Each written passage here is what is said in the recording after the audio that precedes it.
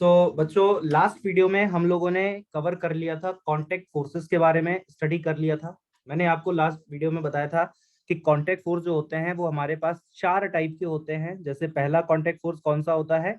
पहला contact force, जिसको हम लोग कहते हैं नॉर्मल फोर्स।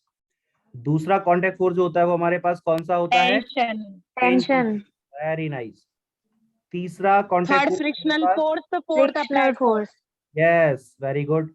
थर्ड होता है फ्रिक्शन फोर्स और नेक्स्ट होता है, फोर्थ होता है हमारे पास अप्लाइड फोर्स के बारे में। ठीक है, तो अब इस वीडियो में हम लोग कवर करेंगे, यहाँ पे सिस्टम के बारे में पढ़ेंगे कि ये सिस्टम क्या होता है।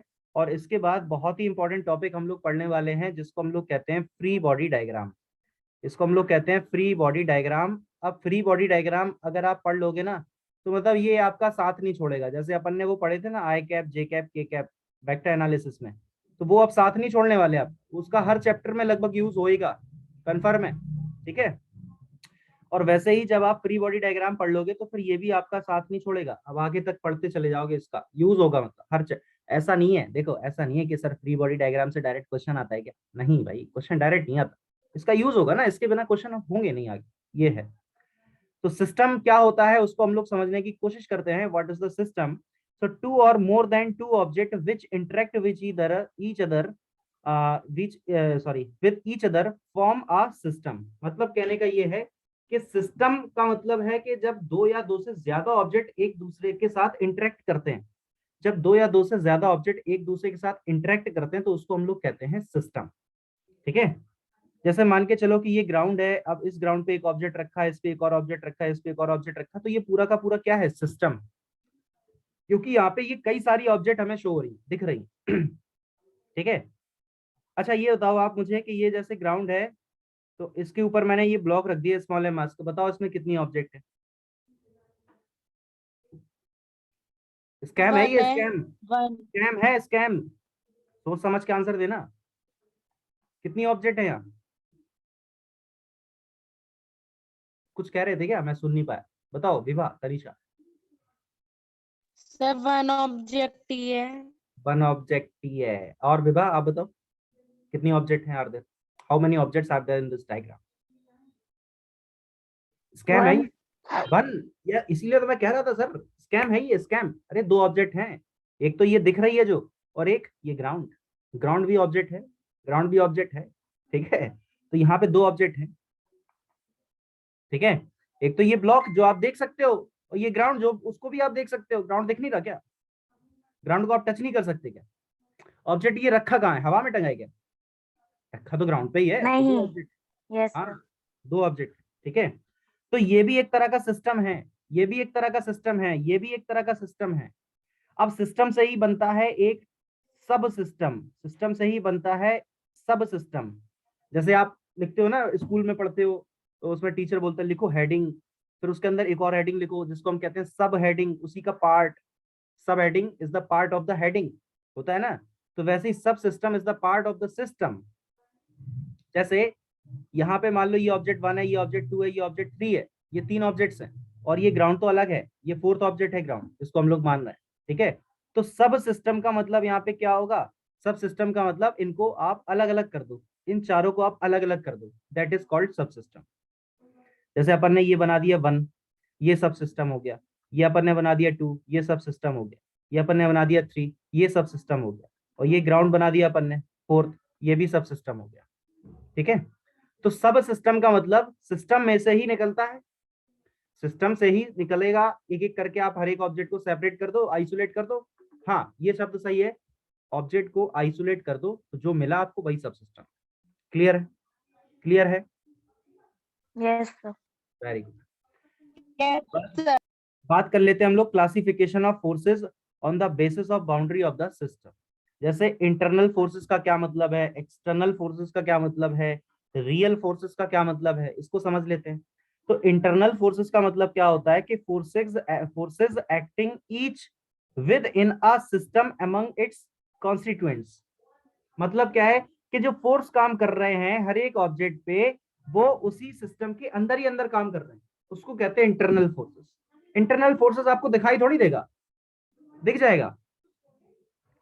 जैसे अगर हम किसी भी सॉलिड की बात करें, तो इस सॉलिड के पास ये कई सारे मॉलिक्यूल्स होते हैं ना, इस सॉलिड के पास कई सारे मॉलिक्यूल्स होते हैं, कई सारे मॉलिक्यूल से ही तो मिलकर ये सॉलिड बना है। तो अब ये सारे के सारे मॉलिक्यूल एक दूसरे पे कोई ना कोई कहीं ना कहीं फोर्स लगा रहे होंगे कि नहीं, इस तरह से कुछ ना कुछ, तो ये दिख थोड़ी रहा है अपन को। ये इंटरनल फोर्स। एक्सटर्नल फोर्स का मतलब क्या होता है? Force exerted on the constant of a system by the outside surrounding are called the external force. External force का मतलब वही है अप्लाइड फोर्स, जो आप अप्लाई कर रहे हो, जो आपने अप्लाई किया है।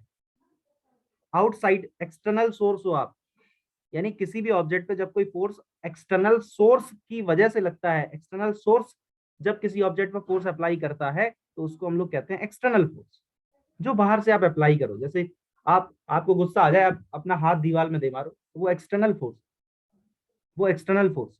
ठीक है, ये मतलब। रियल फोर्सेस का क्या मतलब होता है? Forces which act on an object due to other object is called the real forces. मतलब एक ऑब्जेक्ट दूसरे ऑब्जेक्ट पे जो भी फोर्स लगा रही है उसको हम लोग रियल ऑब्जेक्ट कहते हैं, सॉरी रियल फोर्स। कहने का मतलब an isolate object does does not experience any real forces. कैसे? अब आइसोलेट ऑब्जेक्ट का मतलब ही तो हो गया ना सब सिस्टम। आइसोलेट ऑब्जेक्ट का मतलब क्या हो गया? सब सिस्टम। मतलब कहने का ये है कि इस डायग्राम से अगर इस ब्लॉक को आपने अलग से बना के रख दिया, तो अब इस ब्लॉक पे कोई भी रियल फोर्स काम नहीं कर रहा, क्योंकि आपने तो उसको यार सिस्टम से अलग ही कर दिया, तो अब उस पर कोई फोर्स काम नहीं कर रहा, रियल फोर्स काम नहीं कर रहा उस पर। रियल फोर्स काम तभी करता है जब वो सिस्टम में रहता है। आइसोलेट ऑब्जेक्ट पे कोई भी रियल फोर्स काम नहीं करेगा। अब आप मुझे बताओ, क्या इस पे कोई भी अप्लाइड फोर्स लग रहा है? नहीं, तो बस ये रियल नहीं है फिर। ठीक है, अच्छा। अब ध्यान देना, next topic free body diagram है, बहुत ध्यान देने की जरूरत है, गौर से समझना, समझ में आएगा ये गारंटी है, परेशान मत होना, आ जाएगा।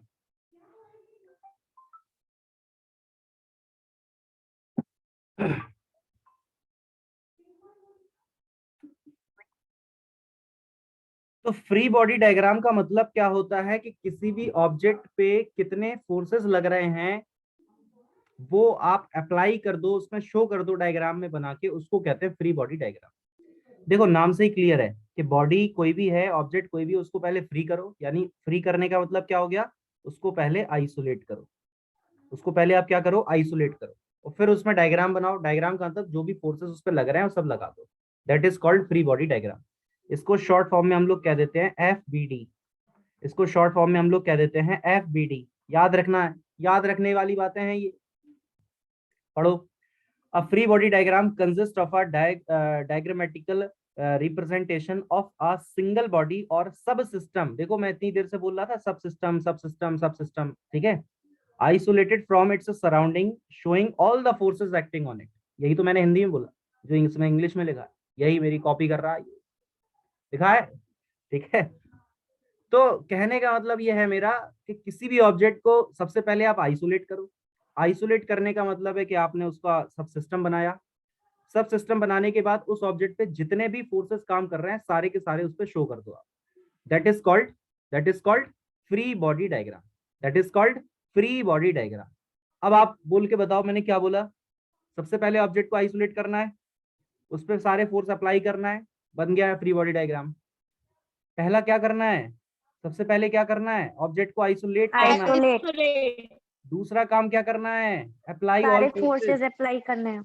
हाँ, अप्लाई ऑल फोर्सेस, जो भी उसमें फोर्स लग रहे हैं। अब ऐसा नहीं है कि सर स्ट्रिंग तो थी नहीं, टेंशन लगाएंगे हम तो सर टेंशन लगाए बिना नहीं रहेंगे यार, थोड़ा कॉमन सेंस लगाना पड़ेगा। मतलब स्ट्रिंग है तो टेंशन लगा दो, सरफेस रफ है तो फ्रिक्शन लगा दो, कांटेक्ट फोर्स है तो नॉर्मल लगा दो, जो भी फोर्स काम कर रहा हो वो लगाना है। ऐसा नहीं है कि पता चला टेंशन है, स्ट्रिंग है ही नहीं, हम तो टेंशन लगाएंगे सर, रोक नहीं पाओगे आप, हम तो लगाएंगे टेंशन, ठीक है। ऐसा नहीं है। कुछ स्टेप्स होते हैं फ्री बॉडी डायग्राम को बनाने के। जैसे 3 स्टेप्स में मैंने आपको एक्सप्लेन किया है कि कौन कौन से स्टेप होते हैं फ्री बॉडी डायग्राम को बनाने के। पहला स्टेप क्या है? आइडेंटिफाई द ऑब्जेक्ट और system and isolate it from the other object clearly specifying it's boundary. In short ये जो पहला स्टेप है वो आपसे ये कह रहा है कि ऑब्जेक्ट को आप आइसोलेट कर लो। कौन सी ऑब्जेक्ट? कौन सी ऑब्जेक्ट सर? अरे भैया जिसका आपको एबीडी बनाना है, ठीक है, जिसका भी आपको एबीडी बनाना है उसको आप आइसोलेट करो। सिंगल ऑब्जेक्ट का एफबीडी बनाएंगे, पूरे का नहीं बनता, अलग अलग ऑब्जेक्ट का एफबीडी बनता है, ठीक है। तो जिस भी ऑब्जेक्ट को आपको एफबीडी बनाना है उसको आप क्या करेंगे, सबसे पहले उसको आप आइसोलेट करेंगे। आइसोलेट करने के बाद क्या करेंगे, अब वो समझो। सेकंड स्टेप बड़ा इंपॉर्टेंट, सुन लो। First draw non contact external force, और नॉन कॉन्टैक्ट एक्सटर्नल फोर्स कौन सा, दैट इज वेट। बहुत इंपॉर्टेंट है ये बात। आज ही सर हमको पता चला है कि वेट जो है वो नॉन कॉन्टैक्ट फोर्स होता है। अब आप मुझे ये बताओ, इस ये जो दिख रहा है आपको, कुछ है ये, कुछ है ये, ठीक है। ये जो आपको दिख रहा है इसके पास कोई ना कोई मास तो होगा, ठीक है। अब इसके पास कोई मास है और इसको आप हवा में ऐसे लटकाए हो, हवा में लटका हुआ है, मान लो ऐसे स्ट्रिंग कनेक्टेड है, इससे एक रस्सी जोड़ दी मैंने और ये हवा में लटका है। तो क्या इसका कोई वेट नहीं है क्या, इसके पास कोई वेट नहीं? है। वेट है इसके पास। हर वो ऑब्जेक्ट जिसके पास मास है उसके पास वेट भी है। हर वो ऑब्जेक्ट जिसके पास मास है उसके पास वेट भी है। मैं अर्थ की बात कर रहा हूँ, अर्थ की, स्पेस में नहीं चले जाना। स्पेस में सर कहाँ वेट होता है, उधर तोड़ते रहते हैं सर, हैं? धरती पे रहो, धरती पे। अर्थ की बात हो रही, अर्थ के आसपास, ठीक है, या जहां पे ग्रेविटी काम कर रही है उसकी। बोले मून पे भी तो होती है ग्रेविटी, वहां की बात क्यों नहीं कर रहे, वहां की भी चल जाएगा, ठीक है। इन शॉर्ट, जिस ऑब्जेक्ट के पास मास है उसके पास वेट भी है, ठीक है। और वेट जो होता है वो एक तरह का नॉन कॉन्टैक्ट एक्सटर्नल फोर्स है। मैंने अभी जस्ट आपको बताए इंटरनल फोर्स एक्सटर्नल फोर्स क्या होते हैं, मैंने बताए। तो वेट जो है वो एक तरह का एक्सटर्नल फोर्स है, आउटसाइड लगता है। और नॉन कॉन्टैक्ट क्यों है, क्योंकि वो वेट जो होता है किसी भी ऑब्जेक्ट पे, वो ऑब्जेक्ट के कॉन्टैक्ट की वजह से नहीं आता है। ये पेन किसी के कॉन्टैक्ट में हो या ना हो, इसके पास वेट है भैया। अर्थ इसको खींच रही है अपने तरफ। इस पेन को आप ऐसे ऐसे पकड़ के ऐसे छोड़ दो तो ये नीचे ही तो आ रहा, नीचे क्यों आया ये, क्योंकि अर्थ ने इसको खींचा है, तो इसके पास वेट है। क्लियर हो रही मेरी बात? तो अगर कोई आपसे पूछ दे कि what is non contact external force, तो आप क्या बोलेंगे, वेट। क्या बोलेंगे, वेट। या आपसे कोई पूछे कि वेट किस टाइप का फोर्स होता है, तो आप क्या बोलेंगे, non contact external force. Non contact क्यों, क्योंकि वेट किसी भी ऑब्जेक्ट पे कॉन्टैक्ट की वजह से नहीं आता, वो तो है ही, नेचुरल है, वो तो लगेगा ही। मास है तो वेट है, कॉन्टैक्ट हो या ना हो। क्लियर हो गई बात? स्टेप थर्ड क्या है? Draw contact forces which act at the boundary of the object or system. Contact forces are कौन कौन से हैं contact force? Normal, friction, tension, applied force. In FBD, internal forces are not drawn, only external forces are drawn. मतलब internal forces कैसे draw कर लोगे यार? अब आपको दिख रहा है क्या, मतलब कोई ऑब्जेक्ट है उसमें आपको दिख रहा है कि ये मॉलिक्यूल ने इस पे कहाँ फोर्स लगाया, तो दिखाई थोड़ी दे रहा है हमें, तो जो दिखेंगे बाहर से फोर्स वही तो लगाएंगे। एक्सटर्नल फोर्स को ही हमें काम करना है, एक्सटर्नल फोर्स को ही हम लोग अप्लाई करते हैं, इसके अलावा हमें कोई फोर्स से मतलब नहीं, ठीक। एफबीडी का कुछ समझ आया, क्या होता है, कैसे होता है? कुछ स्टेप समझ में आया आपको एफबीडी के, हाँ या ना बोलो? Yes sir. अभी याद हो जाएंगे, परेशान मत होना, अभी अभी याद होंगे, अभी अभी। पहला स्टेप, सबसे पहले क्या करना है, ऑब्जेक्ट को आइसोलेट करना है। दूसरा काम क्या करना है, नॉन कॉन्टैक्ट अप्लाई एक्सटर्नल। और फोर्सेस। अप्लाई ऑल फोर्सेस में कौन सा, नॉन कॉन्टैक्ट एक्सटर्नल फोर्स बनाना है। नॉन कॉन्टैक्ट एक्सटर्नल फोर्स बनाना है, और कौन सा होता है, ये वेट होता है। और तीसरा कौन सा लगाना है, या तो नॉर्मल लग रहा होगा, या अप्लाइड फोर्स लग रहा होगा, या टेंशन लग रहा होगा, या फ्रिक्शन लग रहा होगा। सिंपल है। फिर से लिखो एक बार, फिर से पहला स्टेप आइसोलेट आइसोलेट करो। करना है। दूसरा वेट लगाना है, mg। तीसरा या तो नॉर्मल या फ्रिक्शन, सॉरी अप्लाइड फोर्स या फ्रिक्शन या टेंशन। क्या ये चारों साथ में नहीं आ सकते? बिल्कुल आ सकते हैं। क्या इनमें से कोई 3 आ सकते हैं साथ में? हाँ आ सकते हैं। क्या इनमें से 2 आ सकते हैं साथ में? हाँ आ सकते हैं, ठीक है। ऐसा नहीं है कि ये नॉर्मल अप्लाइड फ्रिक्शन और टेंशन कभी साथ में नहीं आ सकते, बिल्कुल आ सकते हैं। चारों के चारों भी लग रहे होंगे, हो सकता है किसी ऑब्जेक्ट में, हो सकता है कोई 2 लग रहे हैं, हो सकता है कोई 3 लग रहे हैं, हो सकता है चारों लग रहे हैं, पता नहीं, हो सकता है कोई एक ही लग रहा हो, कुछ भी हो सकता है। क्लियर है? क्लियर है, हाँ या ना बोलो? Yes sir. गुड। पहला स्टेप क्या था? Yes, पहला स्टेप क्या था? Isolate. Very good, isolate. Very nice. पहला स्टेप आइसोलेट। दूसरा स्टेप क्या था? वेट। वेट वेट लगा non contact external force, good. तीसरा स्टेप क्या था? नॉर्मल नॉर्मल फ्रिक्शन टेंशन या अप्लाइड कोई भी force applied force. Very nice, बहुत बढ़िया, याद हो गए। बस ये 3 स्टेप होते यस हैं सर किसी भी ऑब्जेक्ट का एबीडी बनाने के लिए, ठीक है। तो अब जैसे अगर मैं आपसे बोलूं कि ये ग्राउंड है, यहाँ पे ये ब्लॉक है, एक रखा हुआ है स्मॉल मास का ब्लॉक, इसमें आपको ब्लॉक का एबीडी बनाना है। पहला स्टेप क्या था? आइसोलेट। आइसोलेट तो इस ब्लॉक को आइसोलेट कर लो हो गया आइसोलेट। आइसोलेट करने के लिए हमें डॉक्टर से परमिशन लेने की जरूरत नहीं है, कर देंगे हम तो उठा के। और एक चीज याद रखना, एक चीज और मैं आपको बता दूं कि जब भी आप किसी भी ऑब्जेक्ट को आइसोलेट कर रहे हो, उस ऑब्जेक्ट का कॉन्फ़िगरेशन चेंज मत कर देना, ठीक है। सर ऑब्जेक्ट तिरछी रखी थी, हमें तिरछी लग रखी थी तो हमें अच्छा नहीं लग रहा था सर, इसलिए हमने उसको सीधा रख दिया, ये नहीं करना। वो जैसी रखी है वैसी रख देना, उसका कॉन्फ़िगरेशन पोजीशन चेंज नहीं करना, ठीक है। यस तो ये ऑब्जेक्ट को हम लोगों ने यहाँ पे बना दिया। अब इसके बाद हम क्या बनाएंगे? आइसोलेट हो गई। अब इसके बाद बोलो क्या होगा? Second step, weight weight, mg नीचे की तरफ आ गया mg mg। अब इसमें एक फोर्स और लगेगा, कौन सा? वो आप बताओगे। Normal normal, very good. Contact force non लगेगा ना। अब कांटेक्ट फोर्स 4 होते यस हैं हमारे सर पास।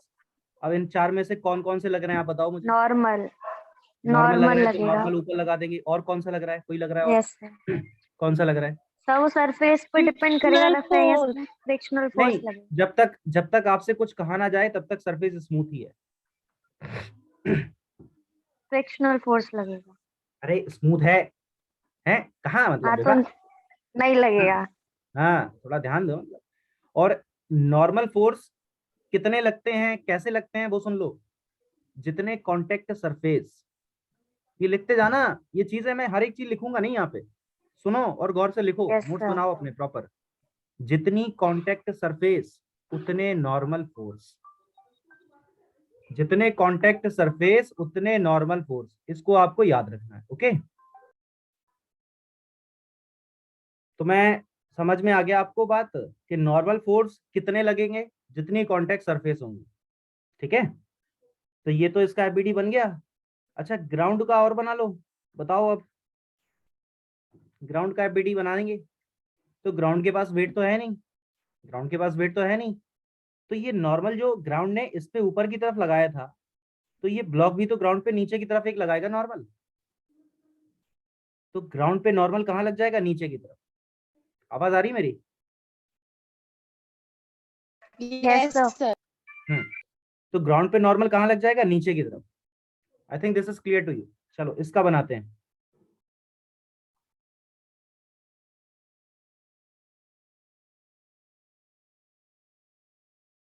ये मान लो ब्लॉक रखा है स्मॉल एम का, इसका एबीडी बनाओ आप, कैसे बनाएंगे बताओ।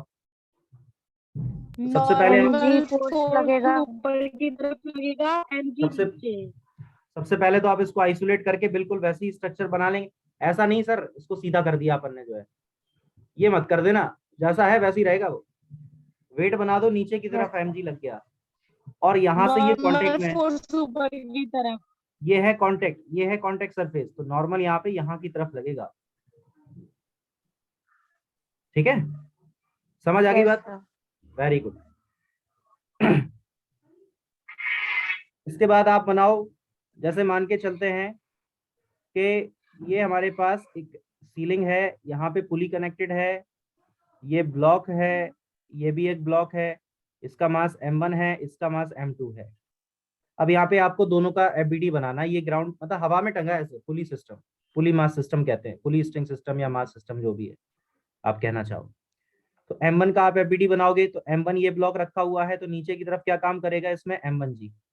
m1g और टेंशन लगेगा ना, क्योंकि स्ट्रिंग है तो टेंशन फोर्स लगेगा। ऊपर की तरफ यस, यस तो सर ऊपर की तरफ इसमें लग जाएगा टेंशन फोर्स। और टेंशन नॉर्मल लग फोर्स रहा है क्या? नॉर्मल लग रहा है क्या? नॉर्मल फोर्स लग रहा है क्या? नहीं, क्योंकि कांटेक्ट ही नहीं है। नहीं मतलब जमीन के साथ यस वैसे सर कोई कांटेक्ट नहीं है, स्ट्रिंग के साथ कांटेक्ट था, तो स्ट्रिंग के साथ कांटेक्ट जब होता है तो टेंशन लगता है, तो टेंशन टेंशन लगा दिया हम लोग, ठीक है। यस सर चलो m2 का बनाइए। m2 का नीचे क्या लगेगा? m2g m2g नीचे, mg और ऊपर की तरफ क्या इसमें भी टेंशन लगेगा टी। अब आप सोच टेंशन। रहे हो अब आप सोच रहे हो कि सर ये दोनों टी क्यों लिख दिए, T1 T2 क्यों नहीं लिख रहे हो? क्योंकि भैया ये पूरी स्ट्रिंग सेम ही तो है, देखो ये एक ही स्ट्रिंग तो है यस पूरी, सर। ये पुली के ऊपर से होके आ रही है, एक ही स्ट्रिंग तो है। जब स्ट्रिंग सेम है तो टेंशन भी सेम रहेगा।